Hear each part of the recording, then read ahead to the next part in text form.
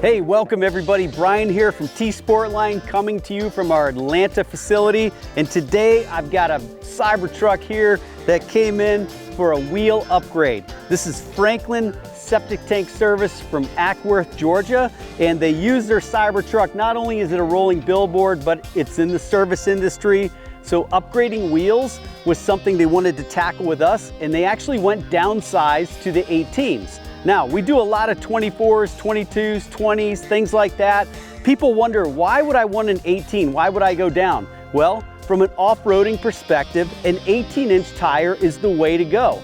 When you go 18-inch, you get the added sidewall, which is going to give you a lot more flex. When you're off-road and you're navigating over different contours, the extra flex in the sidewall of an 18 is going to be beneficial. You can actually deflate the tires and get even more tire conformance. This is a very typical off-road overlanding trick. 18-inch for the win there. And as a service truck that's going to be doing a little off-road and work for real, the 18s were the way to go. This customer chose CT7, super popular design for us. We have them in 18, 20, 22, 24, but what do you think? Give me a comment below and give me a thumbs up if you like this video. Do you like the 18s on this Cybertruck?